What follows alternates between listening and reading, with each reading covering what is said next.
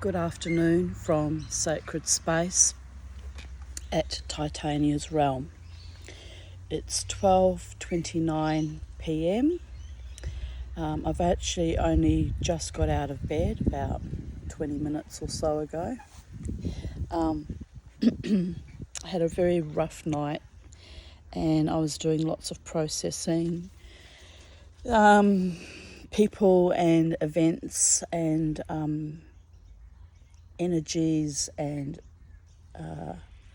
trying to decipher what were pure intentions and what were malevolent intentions, in the context of going to the Brooklyn Standard last Friday night. So I've done lots of processing. So there's a few things that I forgot to mention in my videos. It's almost like I'm still in a bit of a fugue state after losing Beauregard. So reality is getting a little bit blended and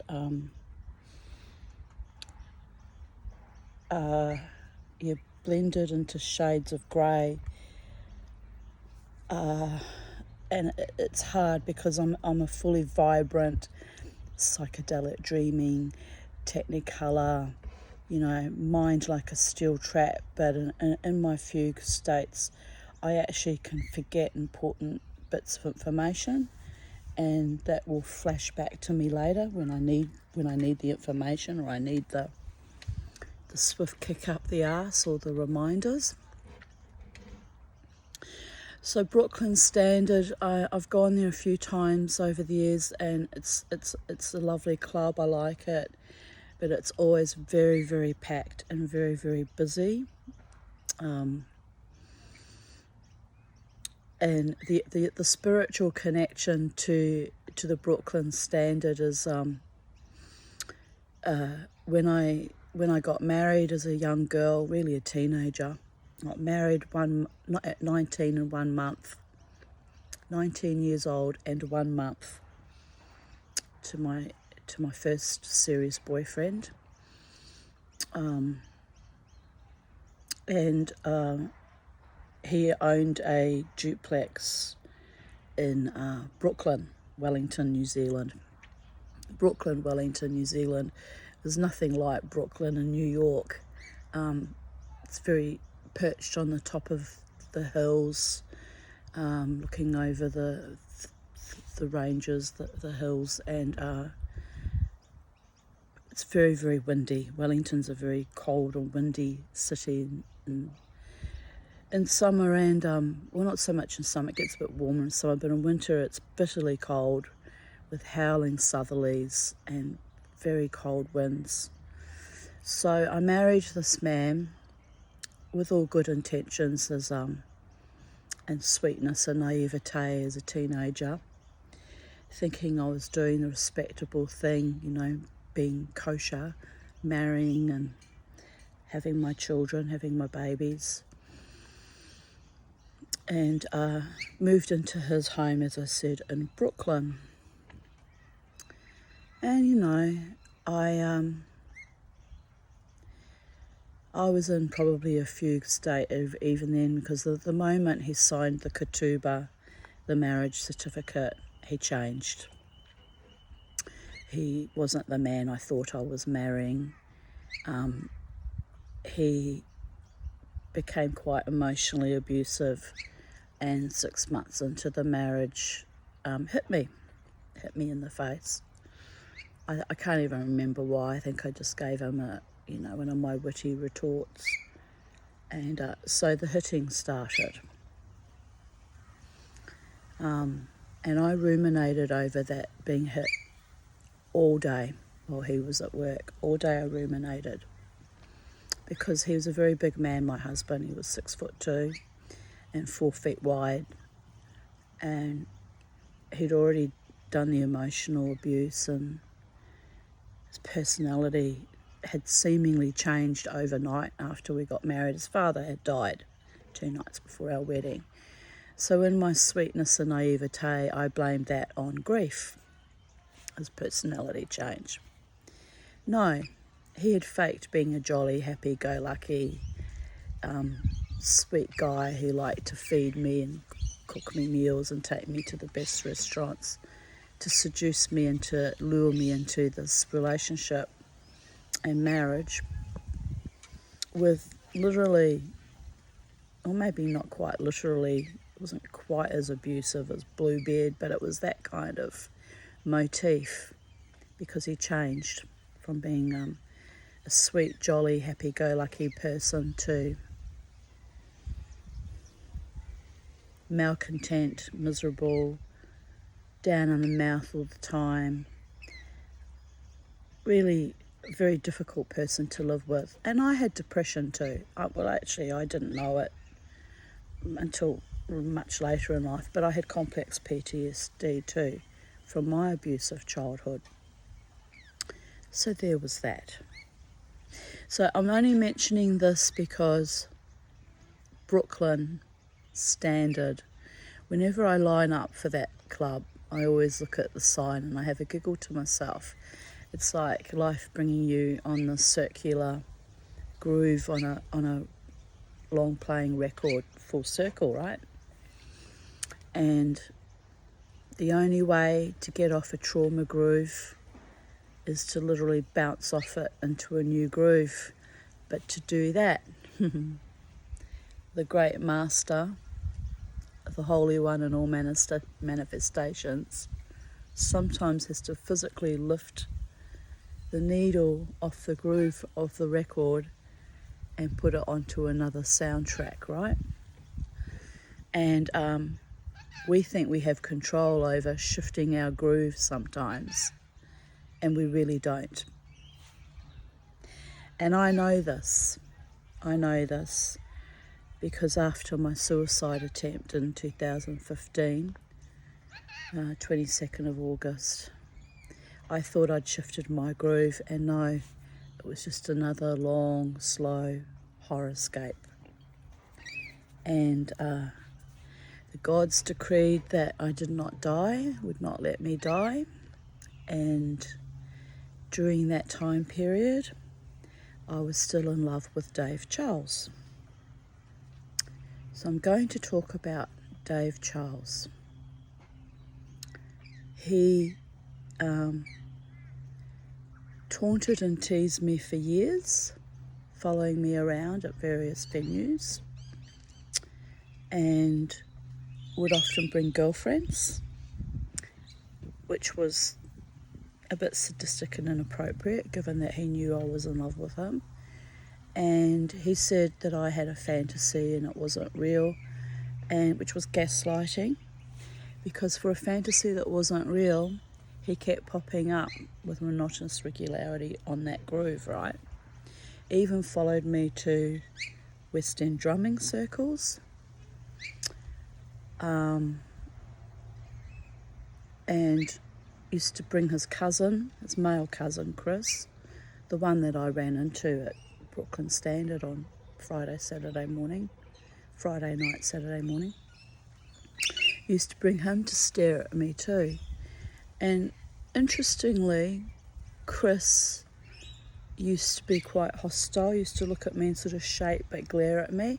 So I don't know what awful things they confabulated in their own minds or what triangulations were going on. I really don't know. I know that Dave Charles was quite Machiavellian, would play these weird little romantic games. At one time he asked me to make him cheesecake, so I made 2 cheesecakes, and then he didn't actually want them, so that was weird. Playing some sort of, I still don't know what that was about. It was kind of insane. Anyway, I got so annoyed about him wasting my time putting effort into cooking these cheesecakes and then shoving women in my face that, I would text him and let him know how I felt. And so I was always open and transparent. In fact, I'm being open and transparent now and making this video. So,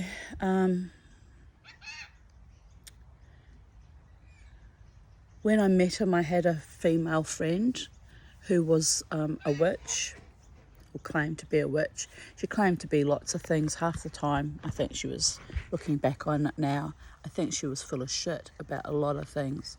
I think she was just a pathological liar and a border lie and quite psycho, quite frankly.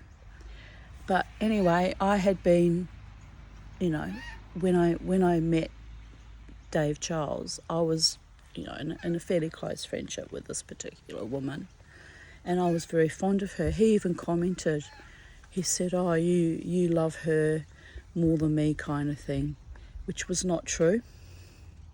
I love people in all sorts of depths and breadths and flavours. Some people I love deeply. Some people I love, you know, with a great fondness and a great regard, but I wouldn't say a deep love. Some people I dislike based on their actions towards me and their dishonouring and their abuse dynamics. And some people, like Dave Charles, I loved quite wholeheartedly, but every time I reached out to him, I got burned.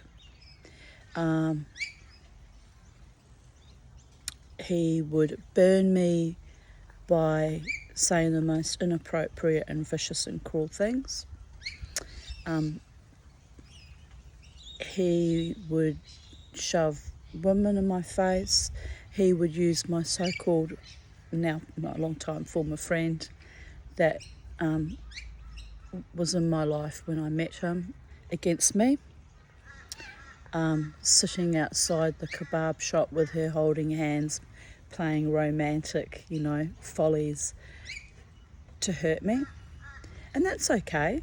That's okay. We were never in a committed relationship. In fact, he said he would never date me, that I had an ugly vagina and that I was ugly, and that my house, he would never set foot in my house again. There's nothing wrong with my house. It's a lovely little house. In fact, it's probably better than his living conditions, quite frankly. I mean, it's old, it's full of asbestos, gets mould. But, you know, look at my garden. Look at this space. So he would even put down my living conditions, sneering at me as though, you know, because I live in housing commission on a disability pension, he would put me down, and in the most venal ways, including telling me that I'm ugly. And I guess I must be ugly, because only an ugly soul could love a man that much and tolerate that much abuse and still hold love for them. There is a deep ugliness and maybe a defiance and maybe a little element of revenge in that. No one gets to tell me who I can and cannot love, and no one has the right to tell me that I am unworthy of love, because I had a lifetime of that, an absolute lifetime of that trauma and ghastly horror from my own family of origin. And, you know, as I said, marrying as a teenager a man who was also sadistic and emotionally cruel and often unavailable and manipulative and in collusion with my narcopathic, vicious mother throughout the entire courtship and marriage. I mean, really, he should have just fucked my mother and got on with it, because he was a motherfucker. Anyway, I knew by the time I had given birth to my eldest daughter, Crystal, that I was trapped with a monster. I actually knew it, and I should have left after that labour with that baby, because he was so malicious to me while I was labouring. The midwives told him to go home because he was actually upsetting me, and I had a very difficult birth with both my babies, but Crystal's birth was very, very difficult, very fraught, very long and arduous because she was lying transverse sideways, and 3 times they had to go in and turn her, and in the end she was delivered by forceps. So there was a lot of manipulation and interference in that birth, and I was terrified. Actually, my friend Gail, well, now former friend, who was a forensic psychiatric nurse, who also had a kind of a sadistic streak in her and could be quite cruel to me. So there's a pattern here, isn't there? Me falling in love with sadists, Machiavellian types, psychopaths. There's a long history and a long pattern of that. But anyway, Gail had at one time, when I was telling her about birthing, as women do, discuss our births sometimes with each other, she explained to me that it was because I was so very young and had come from such an intense abuse dynamic that I actually didn't have trust in my own body. She said you weren't deeply in love with your husband, which was true, because even though I desperately wanted my baby and I fought with him to have a child because it was spiritual, but that baby, her spirit, was calling to me a long time before I fell pregnant with her. I knew she was coming. But Gail explained it to me that women who aren't loved and nurtured and protected enough by their partners or husbands, and don't have supported families, and haven't reached that level of sexual sophistication, I guess, or come home to their own sexuality and physicality, often have terrible births. So I don't know how true that is in every case, but that was true in mine. I was literally fighting my own body in birthing my baby, and the pain was incredible.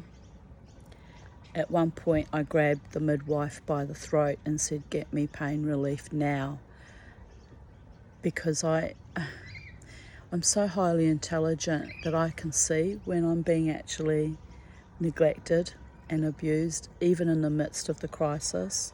So I will move in and out of ordinary reality and become increasingly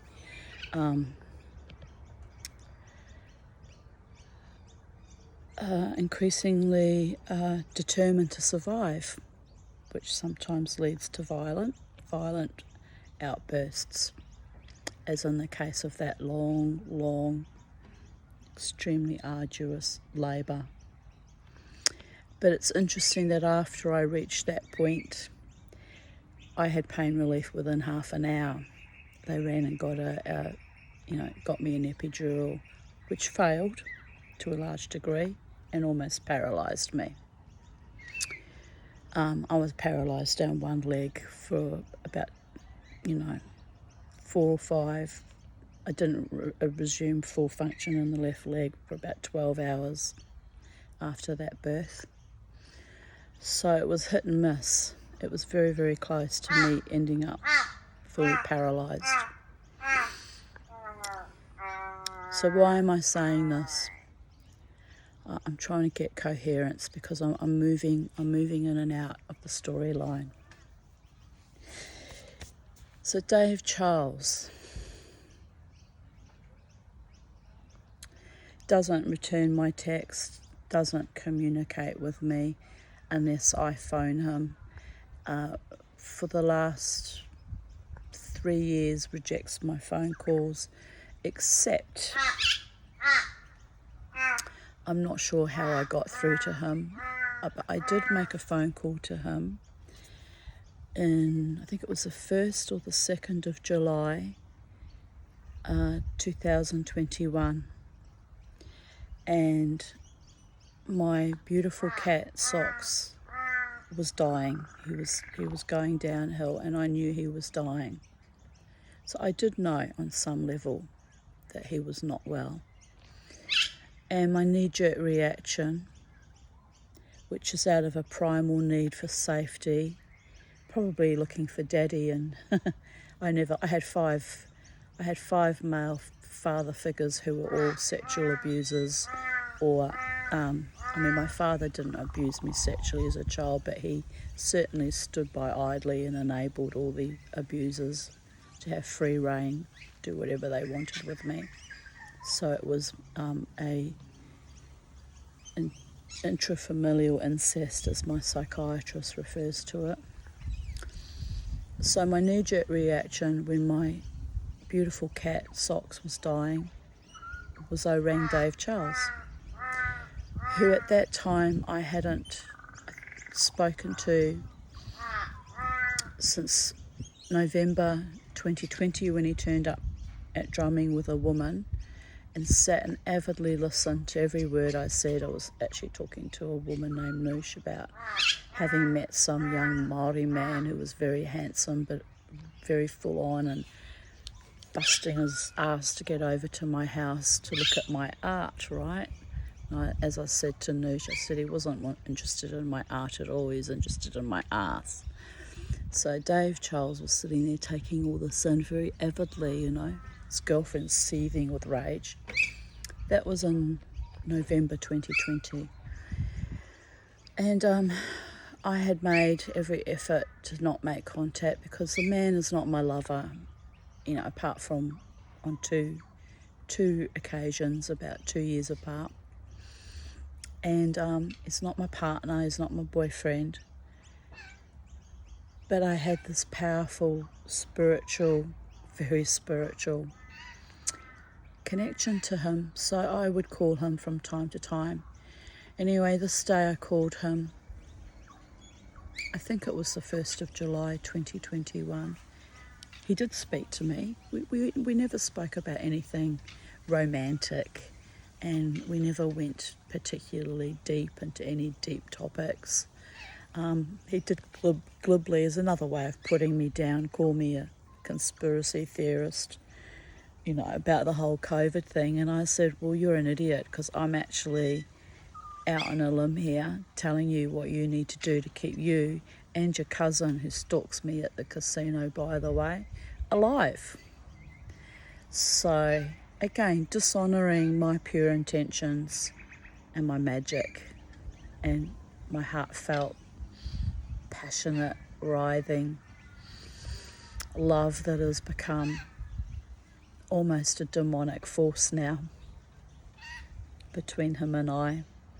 I kind of have to chuckle about it, because I was watching Good Omens yesterday, and at the end, Beelzebub, who I actually think in the Bible is male, but anyway, in the context of the story, they made her female, and they had her fall in love with the angel Gabriel, and they actually said there will be no Armageddon because we love each other, and they ran away together, kind of thing. It was kind of an amusing little twist. Hollywood trying to put out positive spins to avoid the worst outcome of our crumbling Western society, of which the biblical Armageddon and all this end of day scenario is just an old trope that gets trotted out every time Western civilization crumbles. The Roman Empire, the Byzantine Empire, the Babylonian Empire. It's actually quite amusing, really, when you think about it, when you look at the history of things. So, July 21, 1st of July or 2nd of July, I can't remember. I did used to keep all the texts, because I used to write him quite poetic and lyrical little texts, because it's how my mind works, I guess. and they were kind of metaphors and prayers and affirmations, and even in my furious texts, expressions of my love. I had an Israeli lover many years ago who haunted me when he died. It was a very similar dynamic, except he actually, it hurts me to even admit it, but he did love me on some level. But he was cruel and sadistic too, and he knew that. When he died, he knew that he had come up against the Tanya, who was a force of nature. It's not wise to be cruel and malevolent and sadistic to the Tanya. It was never a wise move. I mean, these men thought they were being funny or clever or,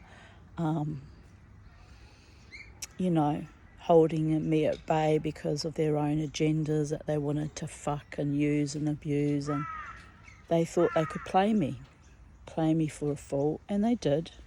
They did for eons. Eons. Anyway, one of the things he said to me at one time, many years ago when we were involved, we're talking 23 years ago,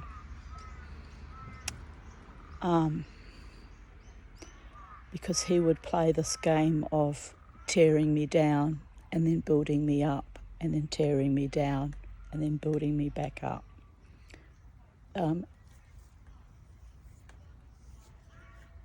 Which again was an abuse dynamic that I had with my own mother.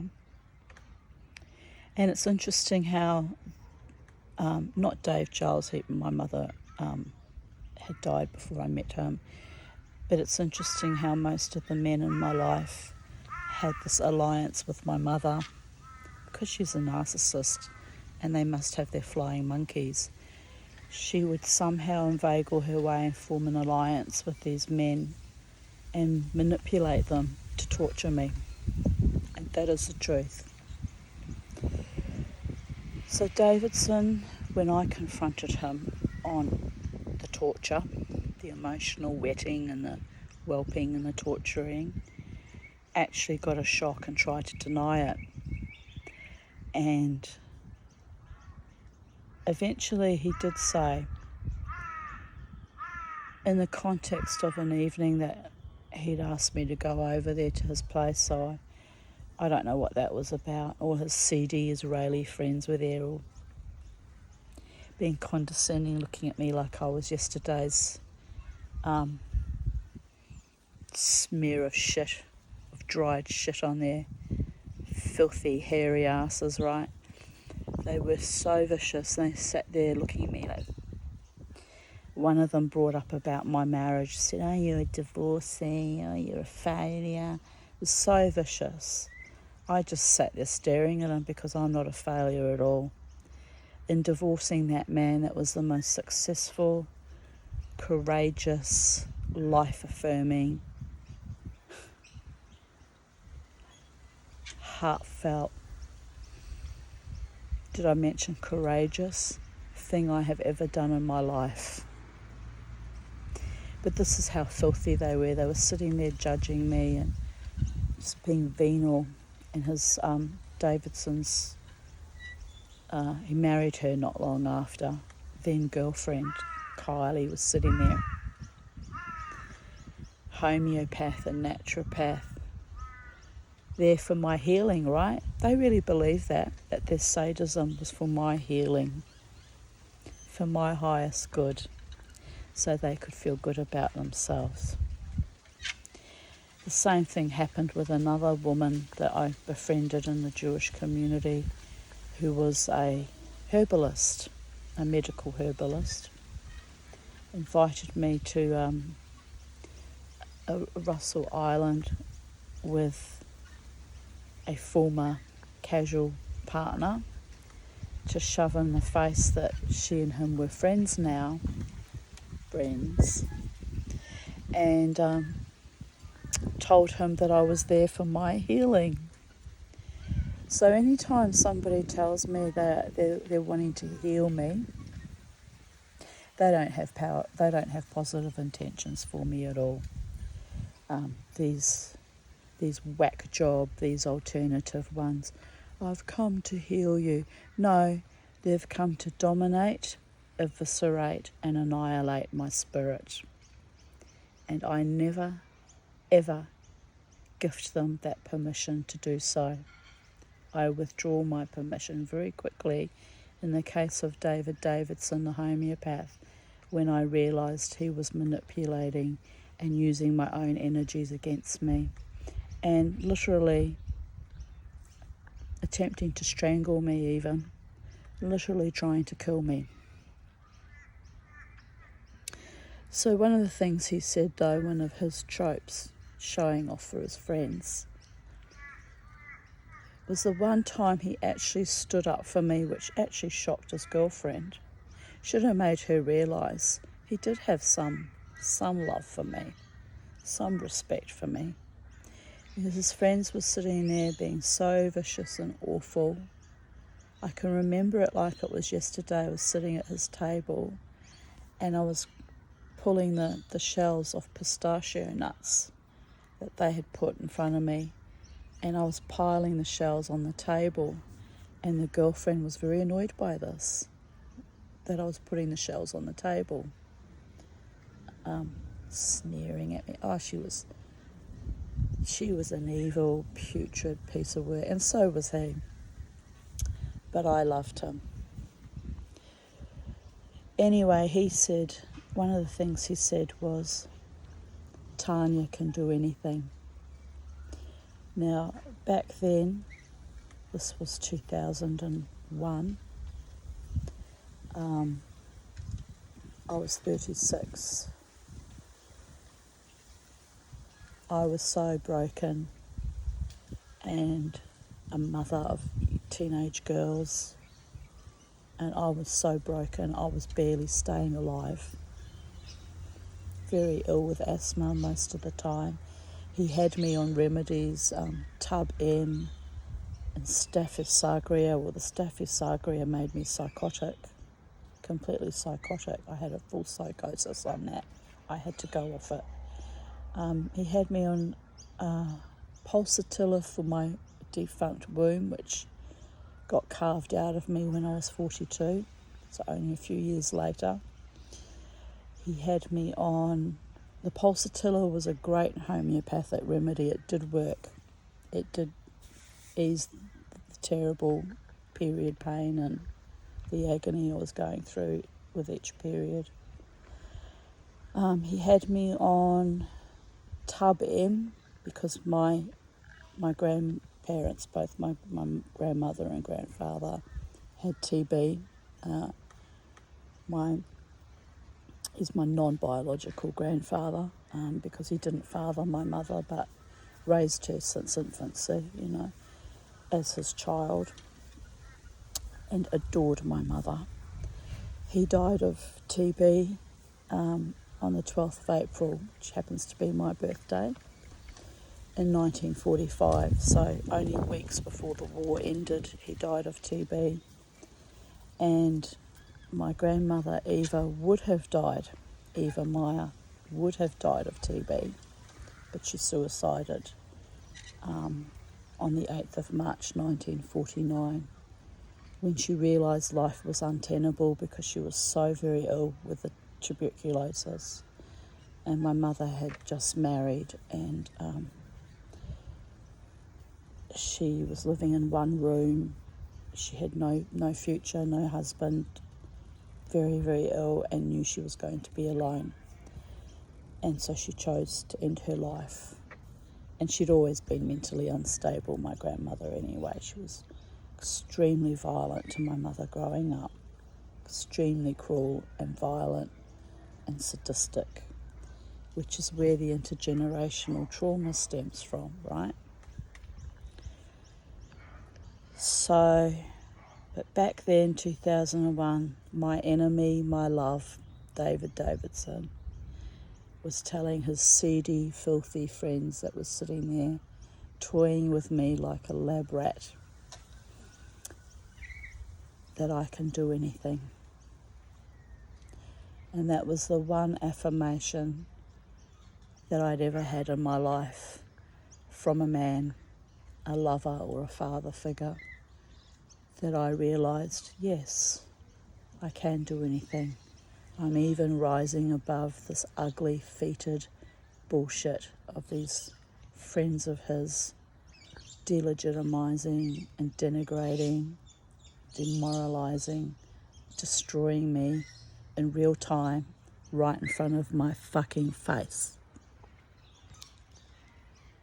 Bastards.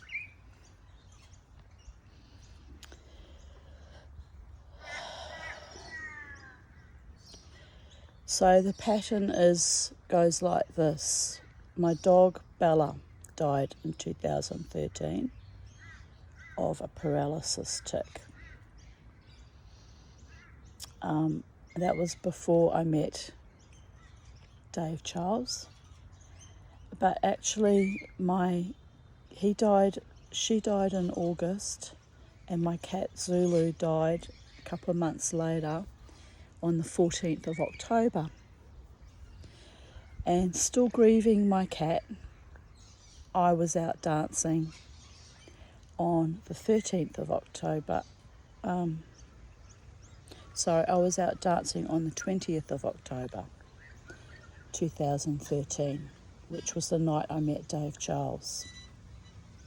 So here's the soul connection. He came in as I was grieving deeply 2 of my pets. And he would not have known that, of course. He came up to me and said, "Oh, I love your outfit, you look lovely," and I thanked him, and I was busting to pieces. I said, "Excuse me," I ran to the toilet. By the time I came out of the ladies, he was gone. And I didn't meet him again until the night of the 21st, 22nd of February 2014, which was really still, 4 months later after first meeting him, but also, 4 months after losing my cat and 6 months after losing my beautiful dog. So I was still very likely, looking back on it now, in a kind of fugue state and looking for love in all the wrong places, as I have always done. That too has been my curse. And I took him home. And I wanted him. Oh, I wanted him greatly. So that onus and that responsibility for that passionate wild night is on me, because I wanted him with every fibre of my being. And looking back on it now, it was probably a grief response, wanting human comfort and intimacy and sex and passion and romance. So that was me, because I can do anything. And don't worry, he wasn't a victim in any of this. He was quite willing, even though the lackluster, sadistic, Machiavellian, psychopathic dog went back to the pub the following week and said he only fucked me because he was drunk. So don't worry, I know, it got back to me. Those people in that scene were,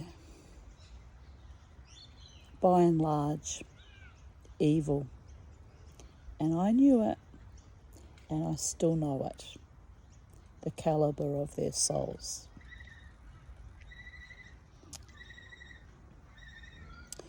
So I fell in love with him. Love at first sight, which is a crazy phenomenon that does happen to trauma survivors of child sexual abuse. We have this tendency to make instant, foolish, naive, overly trusting connections to people that can be very, very deep and intense and long-lasting.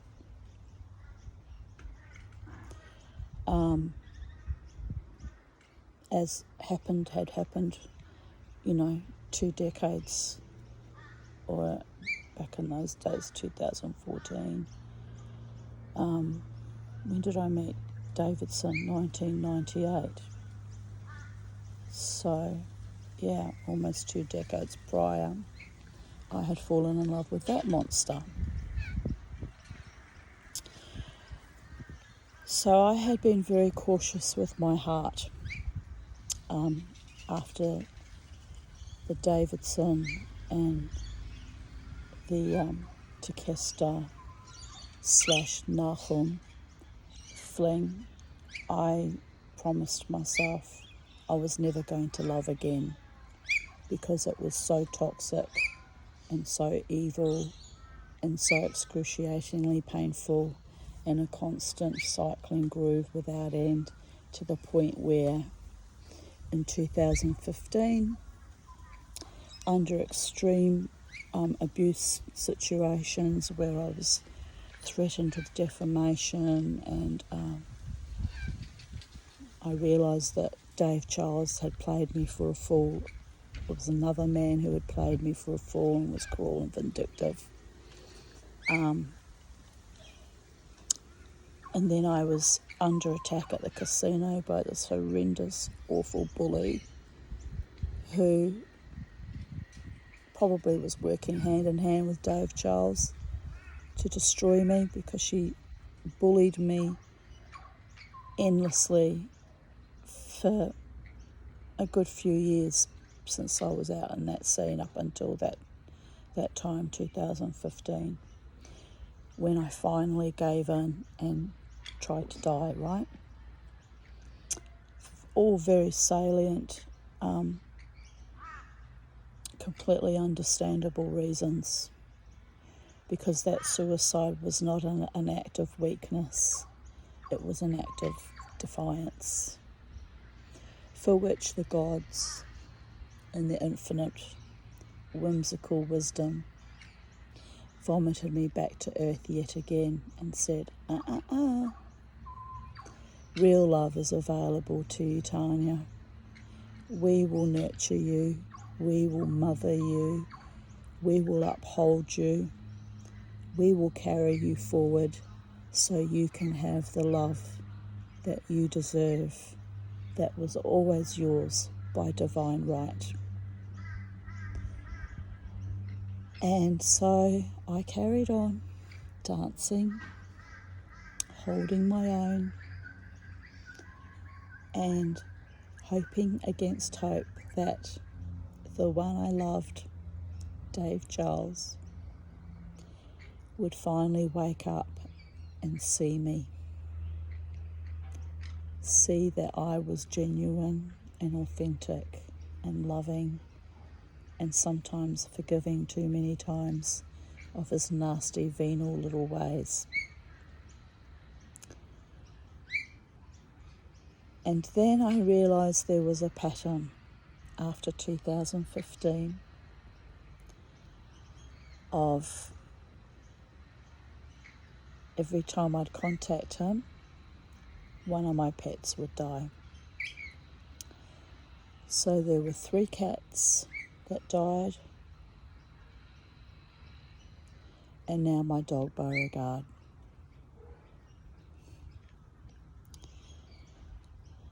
And I'm not blaming him completely for that.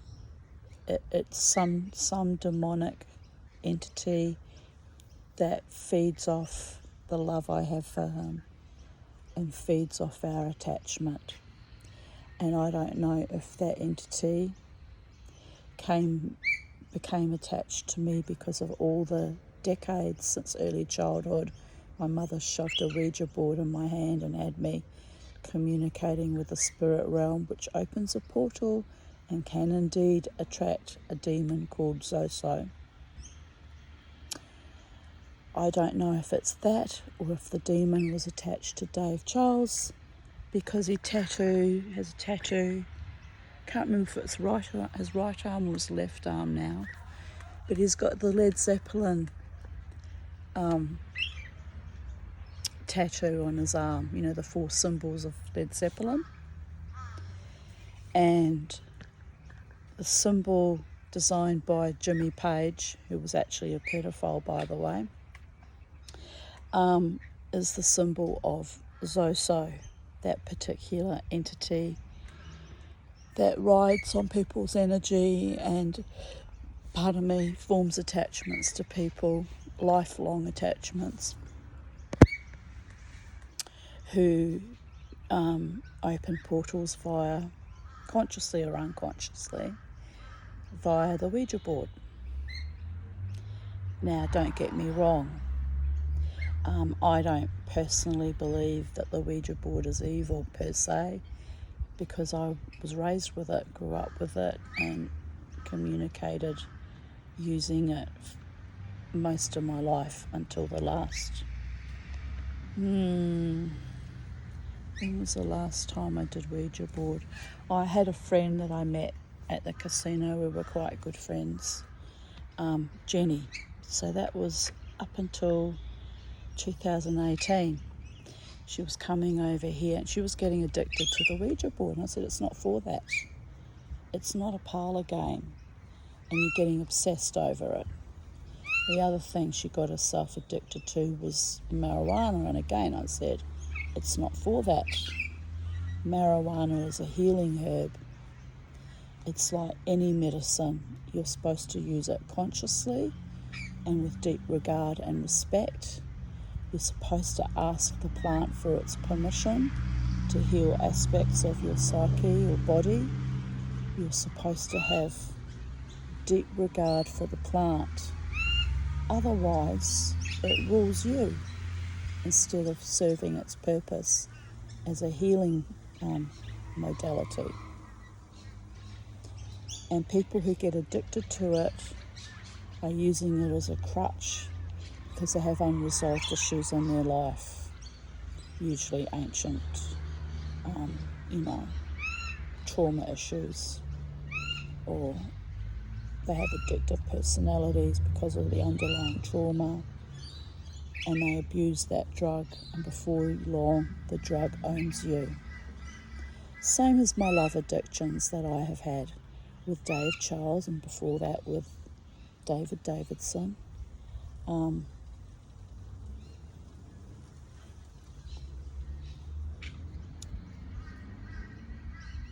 They have the ability to turn fetid and evil and overtake your whole entire world in every vector and every aspect and destroy you from the inside out, because it's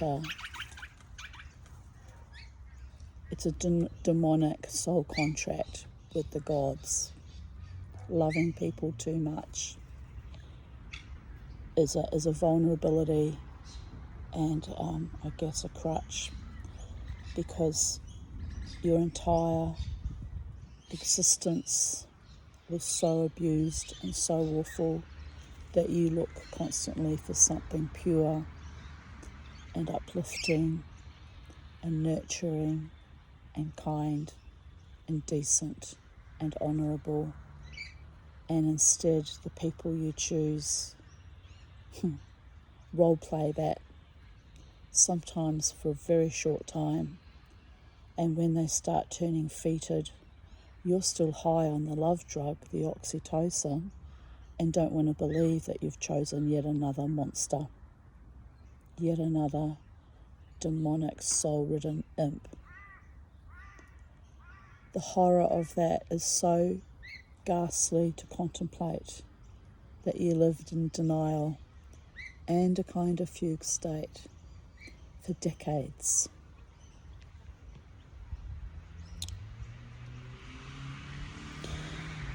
So when Socks died, only 8 days after I contacted Dave Charles, and we'd had a lovely chat for 40 minutes about nothing really, just nonsensical stuff, the weather, or I think he actually did tell me at that time that he was busking, doing drumming, but drumming and busking in the valley. So I never went to the valley and looked for him because it's inappropriate and would have been stalking. And I'd seen that he has women with him, girlfriends that he used to trawl to the West End drumming circle. So I knew he had somebody in his life. So I stayed away, apart from the occasional text or phone call, which was just, I suppose, keeping some hope, some avenue open, even if only in my own psyche, because I still did not want to believe that our love had been governed or overruled by some dark angel, some demonic entity that did not want me to be happy, that did not want me to thrive, that did not want me to have a joyous, loving, noble, respectful, faithful partnership. And at 58 years of age, well, I'm 58, and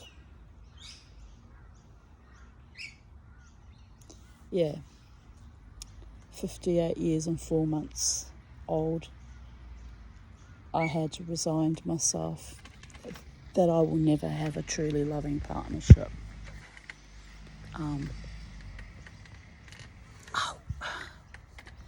So I actually resigned myself to that a couple of years ago.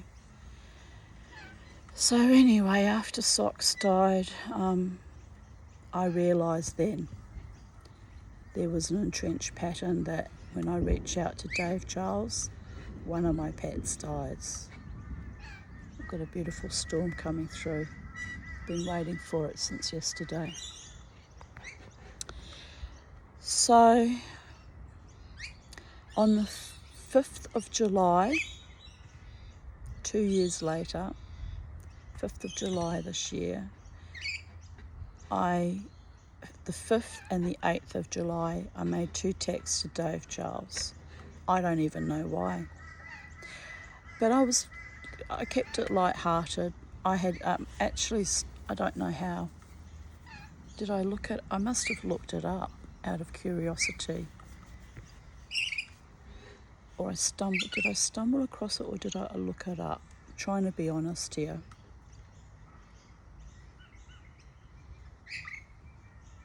Anyway, I came across, I don't remember, but I must have looked it up. I came across, or it must have come up in the algorithms.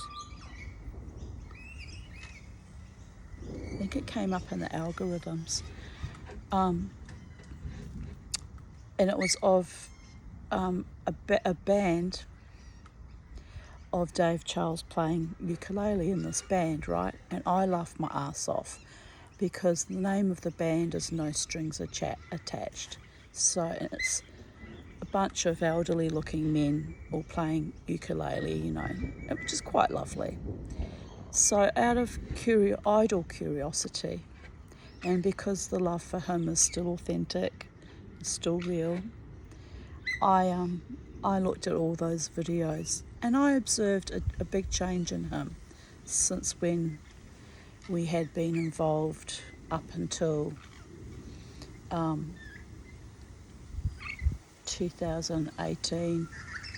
I started putting the skids on at the end of 2018 when I realised he was just torturing me, consciously or unconsciously.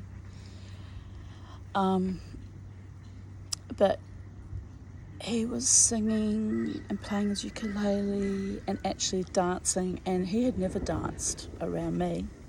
He would come and stare and watch me dance with his cousin in tow or one of his women consorts, but he never danced with me, and he never danced beside me, except once when we were Irish Murphys, when we were first involved. We were dancing together to Enter the Night by Metallica, which is a fond memory I have of him to this day.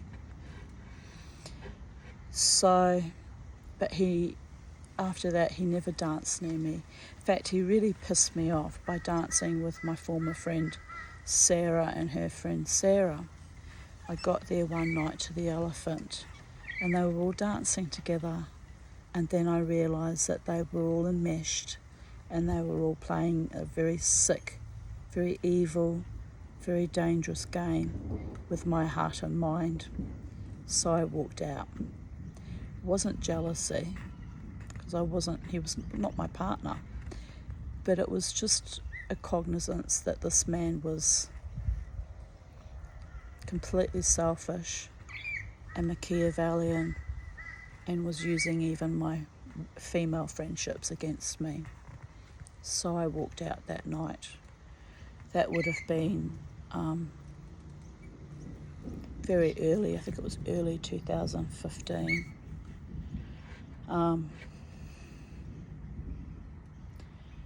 And early 2015 I went into a deep depression, so deep that I actually said to my forensic psych nurse friend, who also happens to be English, that I was suicidal. And she handed me a card for Metro North, I think it was, for their outsourced therapy, and said, I can't deal with you, you go there. After everything I had done for her, helping her heroin addicted daughter, rescuing her from abusive drug dealing, bikie boyfriends, moving heaven and earth for that woman in her professional capacity, flicks me this card and says, I can't deal with you, knowing that I was in deep grief over Dave Charles. And not just Dave Charles, but my entire fucking life, right? So that began the descent into the suicidal ideation. That was not all anything to do with Dave Charles per se, although he was a factor in it. That was a big part of it, but he was not the tipping point. The tipping point was being attacked at the casino back then by this scum woman who was jealous of me, and the security guards aligning with her and physically attacking me. One almost broke my wrist. So someone's just arrived on a little scooter, and I don't know, I haven't ordered anything. Probably lost.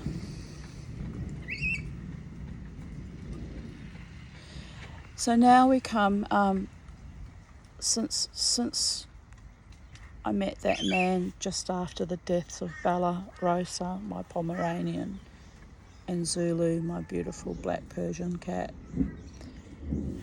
Periodically over the years, because I maintained contact with Dave Charles because my love was real and is real, I would contact him, and within weeks one of my pets would die.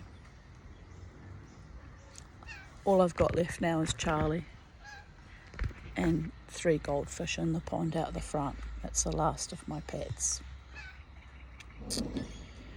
So yes, as I said, I contacted him after seeing him in this video, and I said to him, quite sweetly actually, I see you playing in a band called No Strings Attached. I said, which is hilarious given his pattern of connectivity.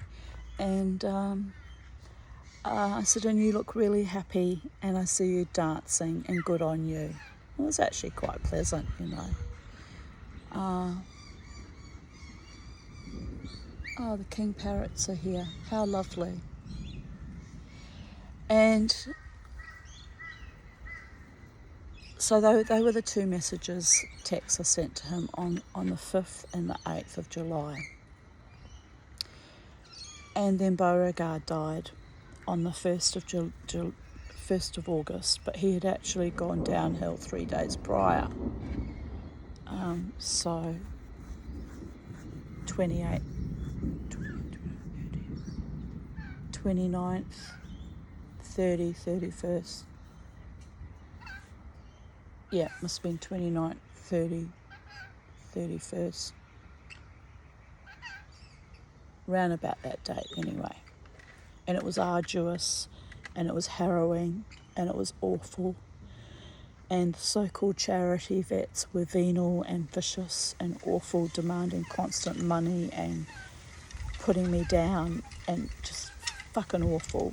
And they withheld my dog on the day that he died, all day, kept him in a cage. He should have been with me.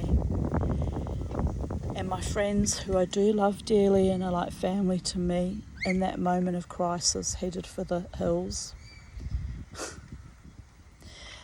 And so I had to go and pick up my dog, knowing that he was about to die. I had to go to him and be there with him alone, and bring him home alone, and bury him alone. Took me 2 hours to bury him, digging his grave, in deep grief and in deep shock. And then I realised the demon energy attached to Dave Charles and my connection, our love connection that was authentic, at least on my part initially, still is, or I wouldn't be still going on about it, was genuine. That fucking demon had killed another of my pets in retribution for me reaching out to that man again.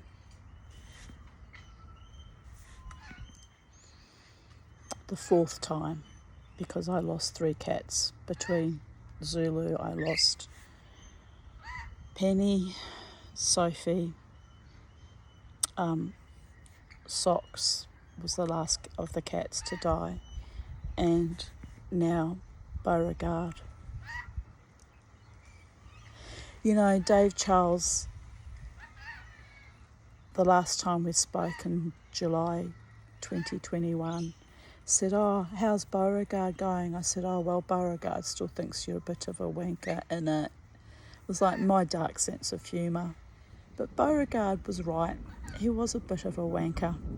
Only a wanker could be so sadistic and cruel as to play games and do this avoidant, vicious, callow, sadistic, cold thing. And then, yet again, kind of stalk me over the years, which even I acknowledge we were both kind of stalking each other. So it takes two, doesn't it? The circling around each other. The love attachment was a magic that we will have to live with for the rest of our lives. Well, he couldn't care less. But I'm living with it for the rest of my life, just like I'm living with the actions of David Davidson for the rest of my life, for which the grief I went through with him for years meant he haunted me when he died for 4 consecutive nights, because he wanted my forgiveness. And I don't forgive these monsters. Not ever. No. I will never forgive.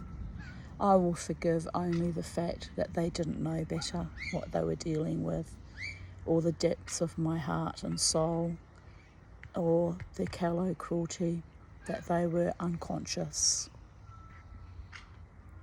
willfully unconscious of the damage and harm they were causing me for decades. So my busker friend George at the casino recently said, "You've loved that man a long time, Tanya." I said, 9 years, George. 9 fucking years. And that's okay, because it's shifted flavour now. It's losing the passion and the intensity that it once had, and it's turning to cardboard in my mouth, like matzah, the bread of affliction. There's an interesting trope for you. one of the things Dave Charles said to me when I first met him, when I met him the second time at the Irish Murphy's pub, he said to me, why are you sitting down? I've been trying to chat to you for months, which was weird because I only met him previously, very briefly at the Elephant. And he said, I've been trying to chat to you all night. He said, and you never sit down, you always dance. I said, well, there's a reason for that, isn't there? I make myself unavailable that way. I said, I'm only sitting down because I've hurt my back and I'm only held together by painkillers and attitude. And he looked at me kind of wise as night. He actually said it. It's a very classic Passover line that we say as part of the liturgy at Passover, Pesach. Why is this night different from all other nights? So I was very bemused and shocked by that. I actually put my hand up to my mouth because he's not Jewish, or he says he's not Jewish.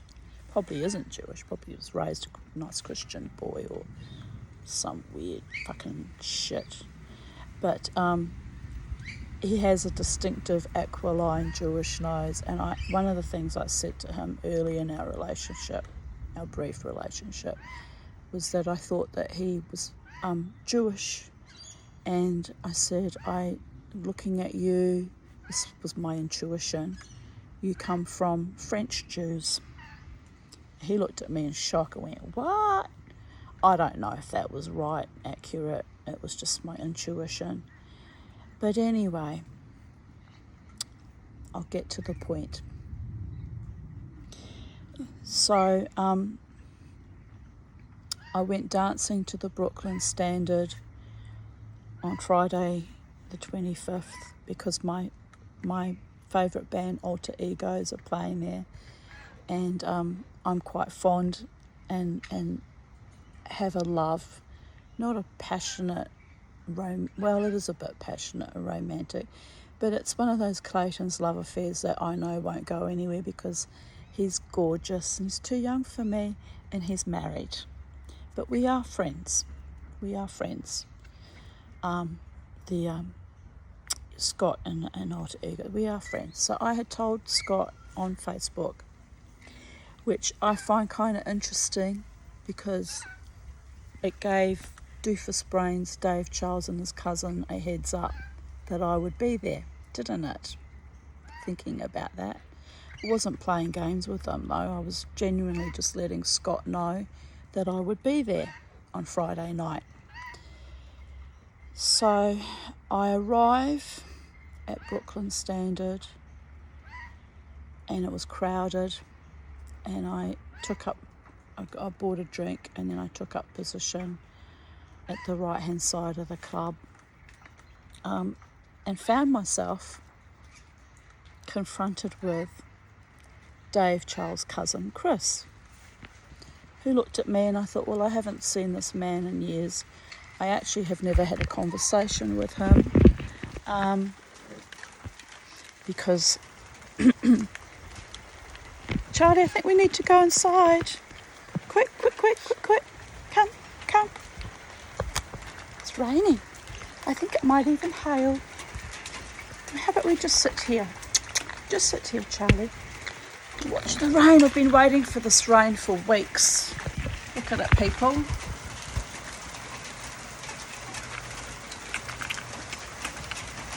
I've been waiting for the storm since yesterday. It blew around us, and the storms are so weird in Brisbane now. They used to roll through and they'd hammer down, but now for the last 2-3 years they circle us here at Holland Park, usually avoid us. So I'm grateful.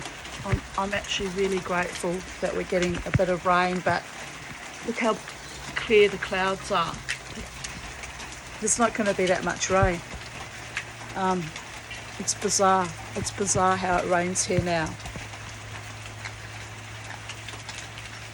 Oh, anyway, where was I? So yes, so I'm confronted with seeing Dave Charles' cousin Chris there. And I have no enmity towards that man. I mean, it was creepy how they used to turn up to the casino over the years and shiver and shake when they saw me, and I would just like nod and they would nod. But I've never actually had a conversation with Chris per se, ever. I mean, he knows who I am, and I know who he is, because he used to always come with Dave. But you know, they're not exactly what I would. He's not exactly a friend, in that we've conversed and spent time in each other's company and enjoyed each other's company before. So he looks at me and gives me a shy smile, polite shy smile. It wasn't seedy, it wasn't sleazy, it wasn't, seemed quite genuine actually. He was with a beautiful looking woman. I don't know if she was his wife or girlfriend or sister or partner or workmate. But she sort of looked at me, but she had no idea who I am. And whether he told her, I don't know, but she didn't seem to act maliciously towards me or have any... I didn't get any nasty vibes from her, unlike all the other women that Dave Charles used to trawl on my face. She seemed to be quite a nice woman, and she was a bit confused because she noticed that he danced around me all night long. I mean, we weren't dancing together, but he would be about... I could reach out my arm and he'd be about within about a metre of me, either here or there or behind me. And the other very unusual thing was I didn't feel threatened by him. Where in the past, years ago when I was first in love with Dave Charles, his cousin, Chris was quite threatening. He would stare at me and glare and look hostile and angry, and it was just fucking weird. I still have no idea what that was about. So I'd done nothing except fall in love with his cousin. So, to my detriment. And I have no regrets, because love is love and love is the law, and my heart is genuine. And, the gods can keep killing all my pets.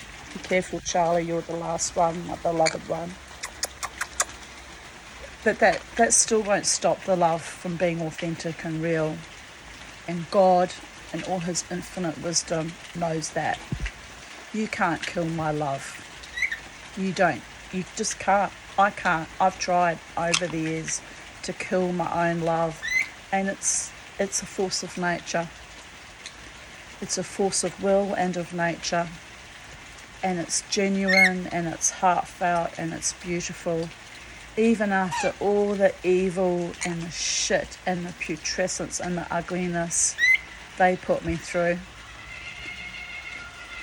my heart has gone on and will continue to go on until the right man sees me and says, this woman is the most gorgeous, authentic, noble, courageous, wonderful woman, and I choose her to be my partner. And that day may never come. I may not live to see it. I might not meet that personage until they enter the next dimension. I'm well aware of that. She says, sitting here in a thunderstorm at my back door, living dangerously. So I remembered coming out of my fugue state that I move in and out of from time to time in recent weeks. This losing Beauregard was an extreme trauma and a horror. I remembered when I woke up this morning, it's almost like Spirit said to me, don't forget what Chris said to you when you arrived at the club. And the first thing that he said when he recognised me, because I assumed he wouldn't recognise me, because as I said, I haven't had contact in years and we've never had a conversation. We're not exactly friends. But he did recognise me, because the first thing he said, looking at me and turning to his female friend, girlfriend, wife, consort, sister, cousin, I don't know who she was. And it's not my business and I don't care really, but just say, turned to the female woman, beautiful looking woman, and he said to her out loud, so I could hear it, Davy should be here. And I raised my eyebrows because I didn't know he called him Davy. He's always called himself Dave. Anyway, I just sort of raised my eyebrows because then I realised that he knew who I was. Davy should be here. No, Davy shouldn't be there. But Davy's not man enough to be there and meet me one-on-one, face-to-face, mano a mano. That's the reality, people. Davy was too much of a coward to tell me his true heart and intentions, and used my own friends against me and his own cousin. That was the calibre of that man. And I have a feeling that Chris, his cousin, knows that now. Because Chris danced around me all night long, kept an eye on me, did keep an eye on me, probably out of idle curiosity and nosiness, you know, people are. People that play games at women's hearts are usually idle and gossipy and slanderous and curious. But they don't have any real heartfelt intentions towards me. Or they'd be with me now, wouldn't they? Apologising and being decent. So there is that. But he danced around me all night long and I was surprised. I was genuinely surprised. Very surprised, actually. And he had me under observation as though I were a lab rat or a pet. I don't belong to you, Chris and Dave Charles. I'm not yours. You are mine. I'm joking about that. No one belongs to me. No one belongs to me. Not even you, Charlie. You're a free bird. I know you're a free birdie. We all belong to the Holy One in all manifestations, and the Holy One belongs to us. I am your beloved, and your beloved is mine. Oh yes, that's right. I segued from the Jewish thing when he said to me, why is this night different from all other nights, not realising it's a classic Jewish liturgy. Tells me that it's in his psyche somewhere. He may not remember it consciously, but he has Jewish bloodlines. And how do I know this? So I'm looking at, and don't get me wrong, I'm not a practicing Jew anymore. I'm not that religious. Well, I am religious in my own way, but I'm not an observant Jew anymore. As you can probably tell, I am magical. I am spiritual. I am blessed. I am unique. I am one with the multiverses. I am a shaman. Took me a long time to own up to that, but I am a shaman.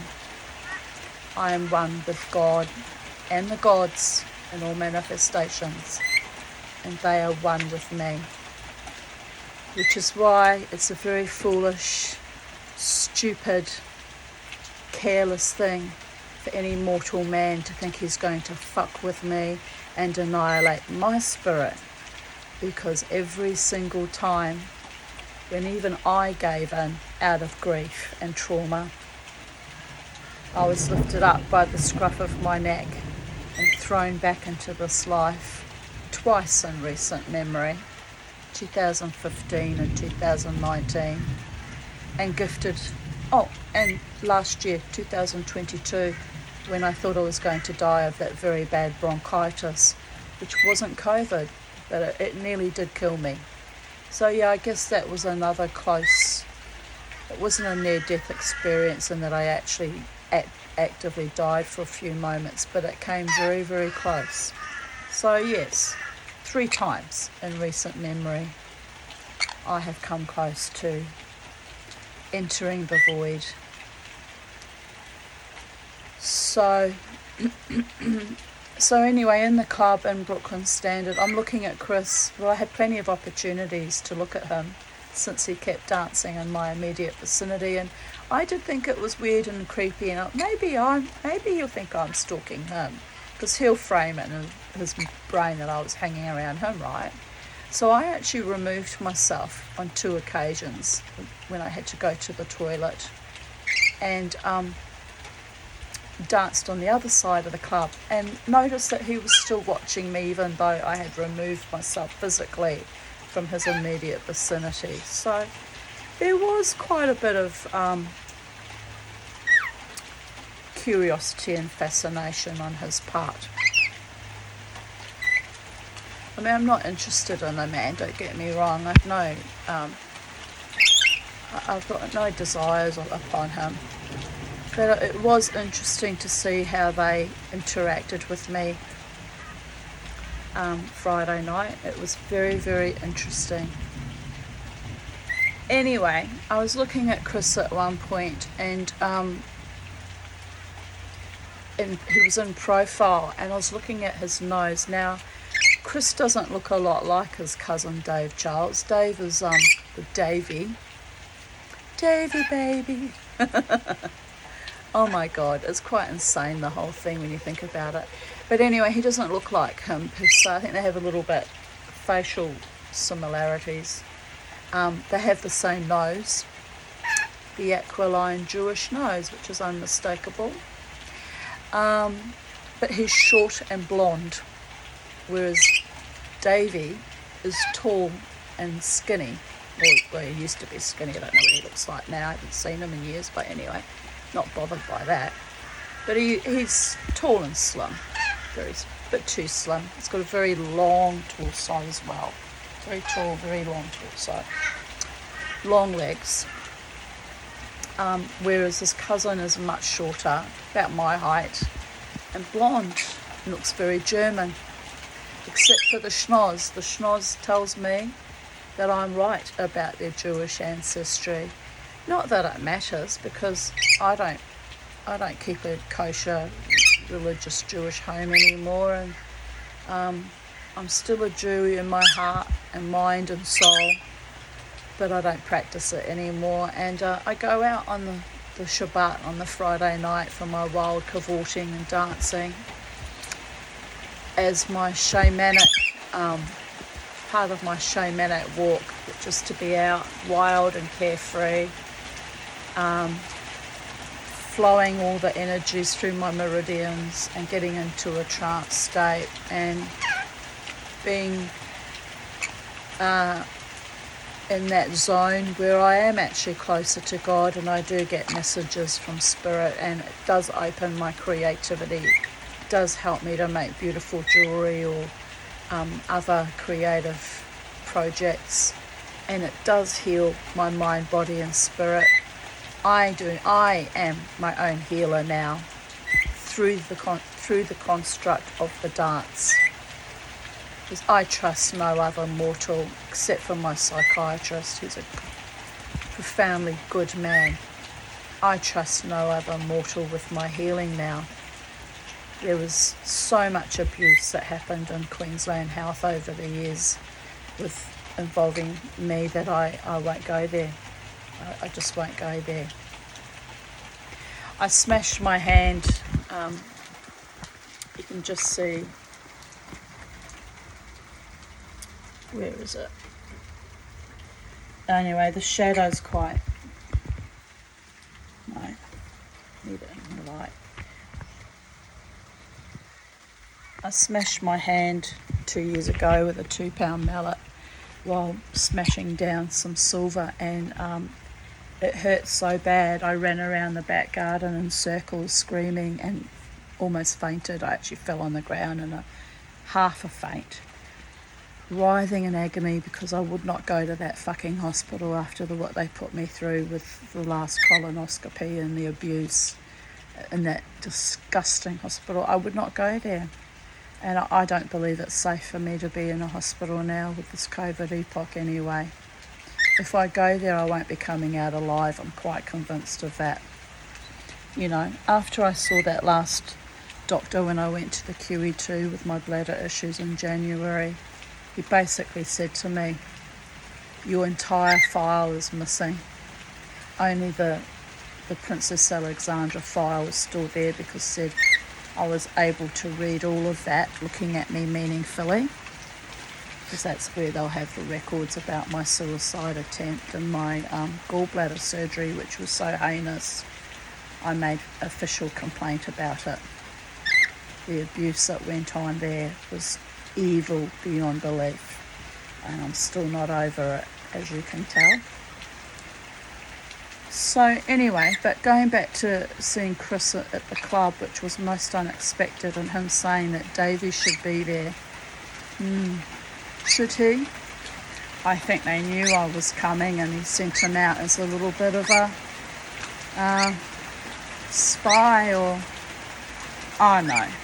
No, that would imply that they actually cared about me. No, that's a little bit... That is a little bit narcissistic or grandiose, Tanya. Rein it back in. Maybe it was just completely serendipitous that Chris was there that night. But he did watch me all night long. He did monitor me, which was kind of creepy in a way. And he did observe my friend Scott from Alter Egos, who loves me, and I love him as friends. Platonic. Although we have had a long history of flirting outrageously and hamming up to all the songs, and it's hilarious, but we know it goes nowhere. You know, he's a beautiful wife, and I'm in love with Dave Charles, who didn't love me, and you know, I'm an asexual celibate for the past 8 years, which I did by choice after the hurt over Dave Charles and another man that had been cycling my orbit back in 2015. I made a conscious decision to hang up my boots, not put myself out there, not to be used and abused by any more callow, evil, pathetic, weak, dishonouring, lacklustre, debauched men. So instead of having a full, vibrant sexual life, which is my divine right, I tamped it down, and I channeled all the energy, all that sexual energy that I used to give to these filthy, unmeritorious, unloving men into making jewellery. And prior to the jewellery, which I started in January 2021, I was making decoupage hat boxes. I painted a little set of shelves with Sock's face on it and Beauregard's face. What else did I do? I stripped back my mark. This is all through the 3 years of COVID, right? Everyone was off their heads thinking they were going to die. I put myself to work. I worked hard, so hard I smashed my hand with a hammer. But I also stripped back my mother's marble tables, refurbished them. I knitted 23 fairies, gave them all away. They were a lot of those gifts that I gave to people. They just went, after all the work I put into it. So I learned lessons about not giving away my gifts to unappreciative, dishonouring, ungracious people, right? I'm still a bit pissed off because my homeless friend Katrina asked me for a sterling silver ring, which I did. Took me a few months. She got annoyed. She got very annoyed because I didn't give it to her straight away. And I know why. Because as soon as I gave it to her, she gave it away to some man. Another one that dishonours my gifts. So all that work I put into things and expense at my own personal cost, and they just flick it off, right? No, that was That was awful too. A bit awful. But I decided not to remain angry with her because she's off her head. She's a schizophrenic, homeless person, always drunk and under the effects of some demonic fucking influence too. So of course she gave the beautiful ring I gave her for protection away. Look at this rain. Look, the sun's shining through it, and the rain looks like little diamonds falling from heaven. So sweet. There you go, Charlie. I was going to bring you inside, but I'm glad we sat here because we've got this lovely vista now. The gods are saying, don't worry, Mama T. Here you are in Diamond Street, being surrounded by jewels falling from heaven that will nourish the ground and the soil and the garden. And your love is seen and heard and acknowledged.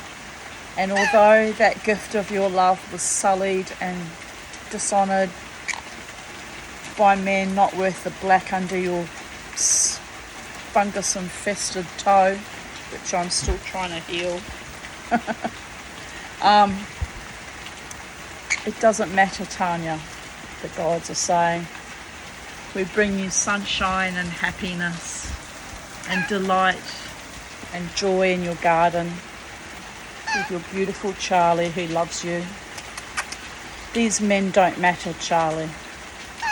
But I digress. I was saying, Chris, because he had me under observation out of his idle curiosity,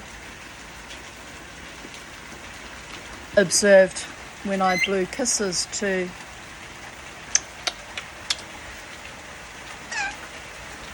it's exactly how I did it, in a kind of a sexual way, because Scott knows that's how we ham up, and it's a big joke between us because he's always treated me with respect and honour. In fact, if he wasn't married, he would be the one. He would be the one because he's always treated me with kindness and nobility and respect. And that's why I love that man. That's why my men friends, my platonic friends, are still in my life, Jared, after 35 years. 33 years, because they have always treated me with kindness, decency and honour.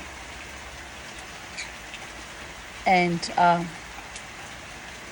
those men that were lovers or henchmen of lovers, cousins of lovers, who didn't have any genuine affection or care or decency towards me, don't really matter.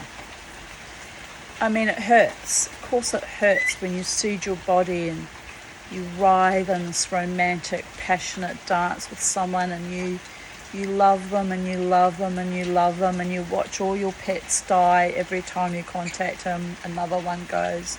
And so you're grieving that horror, but the love remains. The love remains. So anyway, Chris saw me blow the semi-erotic but sweet kiss up to Scott, and he was watching in horror because Scott was like, he's playing guitar so he couldn't blow a kiss back. Scott was like back, and he mouthed, I love you, and I mouthed, I love you too. And it was pure and it was beautiful, and it cannot be tainted by the ugliness and viciousness of those consorts and henchmen of Dave Charles and the likes, because it's a love that we have nurtured carefully and built up over the years that I have danced at the casino, and previously at Irish Murphy's and at the Elephant, which was also quite many years ago, up until 2015. So it can't be tainted or sullied, and it's a love that is built on trust, because Scott knows when there was sleazy, drunken, lascivious, awful fucking females at the casino dancing around me and my Scott, and they would sleaze onto him, I would very quickly point out, oh, he's married to a beautiful woman. You've got no show in a dog show. And then you even said to me one night, he said, thanks for having my back, Tanya. But I'm like that. If I love you and you're my friend and you're a genuine friend and you've treated me with integrity, decency and honour, I will always have your back. In fact, I've been known to have Dave Charles back in my time, even though he chose to cast himself as my enemy. I'm a fierce warrior goddess, and if it's a life-threatening situation or I think things need to be reined in, I will even have the back of my enemies. But shh, don't tell them. Don't tell them. Anyway, so that's the end of my video. I've got nothing more to say about that except that I've been going through all my status updates on Facebook, which I have carefully collated into Vocal Media, and I was going through them last night until about 4 a.m. Haven't slept much, and that will be my insomnia. It's got nothing to do with Dave Charles or any of that, but I just, made good use of my time. Look at the steam coming off the roof. Can you see it?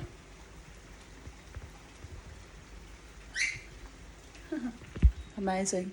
I made good use of my time last night because I was looking for the pattern of interactions with him and his cousin and people in that music scene, and my friend Scott. I was actually searching for where things went wrong and where things went right, and what factors were going on in my life at that time that contributed to that.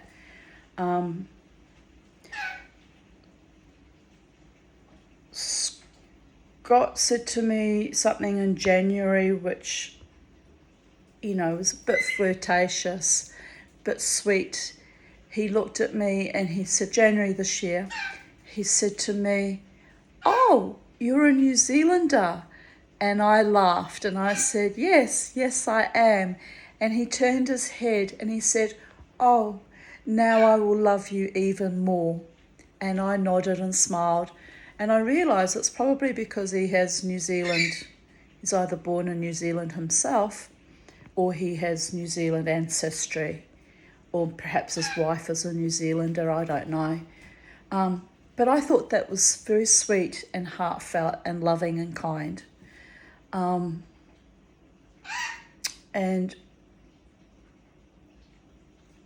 yes, I don't know what's happening with my life. I really don't. I never do, really. I have to go through my writings and pour through it obsessively, and because so much trauma and awfulness has happened, it's actually deeply painful even to dig out and look for the lovely, positive, sweet things that have happened, because you've got to trawl through all that awful stuff, right, to get to the nuggets underneath. So, but I can see a pattern now of getting closure. Dave Charles himself hasn't been man enough to give me proper closure because he doesn't want closure, does he? And I know that because I saw how the cousin reacted and behaved around me, even watching me when I was doing my characteristic, normal, little bit of harmless flirting with Scott, because I know it goes nowhere. He was watching like a hawk. It's kind of tragic, really, that the games that they played, because they could have been part of my life and they could have enjoyed that sweetness, and they could have been in my life and been family or kinship, and Dave Charles could have been my lover and partner. It could have been a lovely, beautiful, soul-nurturing, soul-nourishing, deep love that was, heartfelt and pure and sweet, but they had to stomp all over it. So I guess now I'm done.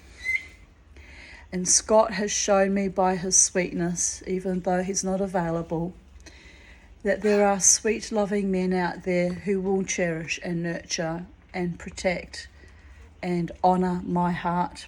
I haven't met that man who is available to me and choosing to be with me yet. And that may never happen because of my poverty issues, living in housing commission on a disability pension, and I was unable to make a success of my jewellery because the whole economy is shot to pieces. No man's going to want to choose me because it would mean I would have to give up my pension, be in even deeper poverty, and they would have to support me financially. And unless a man was very wealthy, there's no one would be prepared to do that. And why would they? If they were going to support a woman financially completely as a kept woman, they would want someone young and beautiful with, no wrinkles and no skin cancer scars and no trauma issues. They would want the perfect Stepford wife. And I was never wife material anyway. Marrying so young as a naive young little girl, just wanting to be loved and have safety, was the biggest mistake of my life, for which I will always regret giving myself over to that illusion of safety and of home and family, because it was so venal and so toxic. I almost didn't survive that as a young woman. And had it not been for my babies, my Crystal and my Jasmine, who were my sole reason for staying alive as a young girl and young wife, young mother, right up until they left my home here when they were 18 and 19, or was it 19 and 20? I can't quite remember. When did I move here?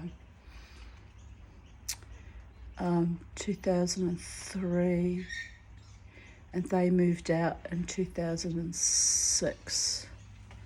So yeah, Crystal was 20 going on 21, and Jasmine would have been 19. So I did my duty to love my children beyond all mortal ken, and I gave the best of myself, and to all my beloveds, my daughters, and the men that came and went out of my life, who by and large, most of them weren't worth a scrap of my love. And I've carefully nurtured and curated and preserved the love for my true friends who love me deeply also, and the gods. And I'm happy and satisfied with that. And I was right that the rain wouldn't last long. It's already finished, the sun's come out. So on that note, we've had a little bit of refreshment from Thor and Odin, a little bit of nourishment for the garden, which will be deeply grateful because it's been so very, very dry. And I'm watching a big kookaburra up there. And I am happy, and I am truly blessed as a Jew, as a witch, as a shaman, as a mother, as a friend, and as a lover. I am truly blessed and grateful in this moment. So, goodbye. Have a beautiful day, people. Never let the bastards grind you down. God's bless.